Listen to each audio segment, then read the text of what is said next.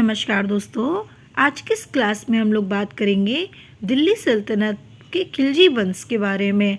इससे गुलाम वंश के बारे में अध्ययन किया था। अब हम बात करेंगे खिलजी वंश।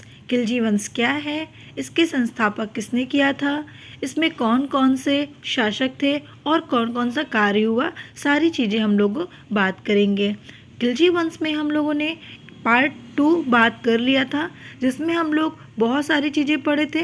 पार्ट 2 में हम लोगों ने जितने भी इनके युद्ध थे सारी चीज़ें हम लोगों ने पढ़ा।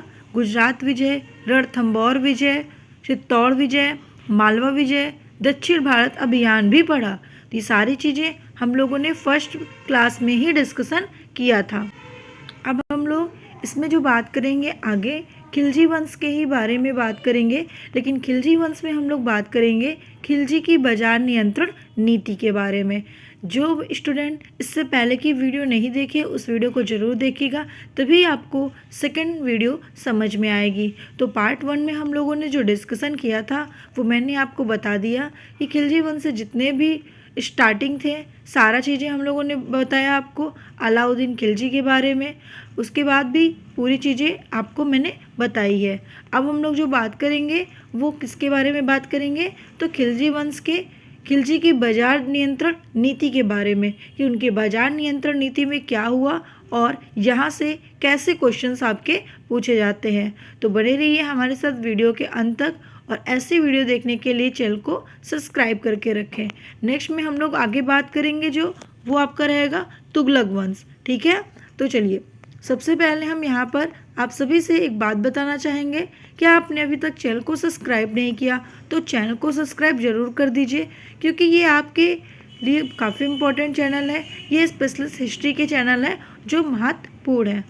देखिए, खिलजी वंश की बाजार नियंत्रण नीति की बात की जाए तो अलाउद्दीन खिलजी ने बाजार नियंत्रण नीति को क्यों लागू किया, क्योंकि इस संदर्भ में बर्नी उल्लेख करता है कि बाजार नियंत्रण नीति सेना की सुविधा के लिए उन्होंने लागू किया था। बाजार नियंत्रण नीति को 2 सिद्धांत के आधारित पे इन्होंने बांटा था। एक उत्पादन लागत के आधार पर, जिसमें वस्तुओं का मूल निर्धारण, दूसरा बाजार में आम जरूरत की वस्तुओं की कमी ना हो जाए, इसलिए अलाउद्दीन खिलजी ने बाजार नियंत्रण नीति चलाई है। अब अगर आगे बात करते हैं तो अलाउद्दीन खिलजी की मृत्यु के बाद मलिक कफूर ने उसके 6 वर्षीय पुत्र सिहाबुद्दीन खिलजी को सुल्तान बना दिया था। जैसे ही अलाउद्दीन की मृत्यु हुई, मलिक कफूर ने सिहाबुद्दीन खिलजी को सुल्तान बनाया और खुद उसका प्रतिशासक बन गया था।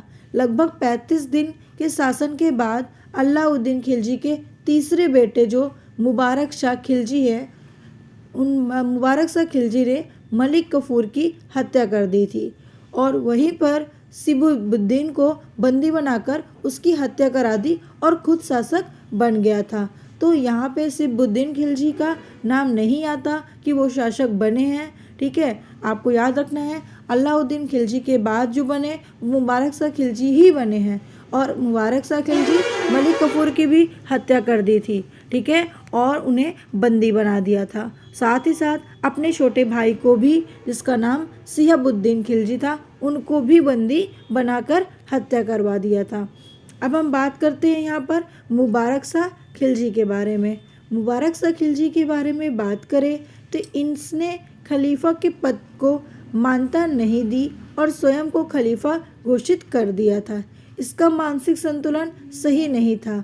यह दरबार में कभी कभी महिलाओं के वस्त्र पहनकर आ जाता था और कभी कभी निर्वस्त्र आ जाता था। ये थोड़ा सा पागल था। और इसके बाद प्रधानमंत्री खुसरो खान ने 1320 में इसकी हत्या करवा दी और खुद शासक बन गए। तो यहाँ पर आप देख पा रहे हैं कि हत्या में हत्या हो ही जा रही है। तो मुबारक शाह खिलजी जो थे वो 1316 से 1320 तक थे, और उसके बाद यहाँ पर खुसरो खान ने 1320 में इसकी हत्या करा दी और खुद शासक बन गए। अब हम बात करते हैं नसीरुद्दीन खुसरो शाह की, जिसने अमीर शाह की मुबारक शाह की हत्या की है। अब अगर हम बात करें नसीरुद्दीन खुसरो शाह की, तो नसीरुद्दीन खुसरो शाह 15 अप्रैल से 27 अप्रैल 1320 तक बस कुछ ही दिन शासक रहा, उसके बाद उसकी हत्या भी करवा दी और खिलजी वंश यहीं से समाप्त हो गया। तो ये था आपका खिलजी वंश बाजार नियंत्रण नीति, जिसमें हम लोग नसीरुद्दीन खुसरो शाह के बारे में, मुबारक शाह के बारे में बात किए थे। बहुत बड़ा टॉपिक नहीं था ये आपका, और यहाँ से नॉर्मल क्वेश्चंस जो बनते हैं वो मैं आपको MCQs के माध्यम से ज़रूर कराऊंगी। तो आज के वीडियो को यहीं पे समाप्त करते हैं और खिलजी वंश को भी यहीं से समाप्त करते हैं। हमने खिलजी वंश को देखिए पार्ट 3 तक डिवाइड किया।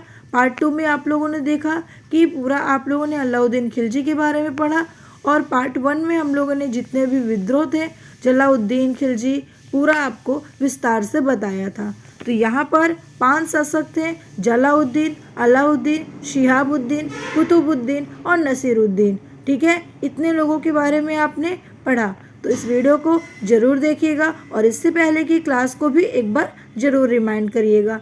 अब हम लोग नेक्स्ट क्लास में आपको खिलजी वंश के MCQs लेकर आएंगे, जो आप सभी के लिए काफ़ी इम्पॉर्टेंट है।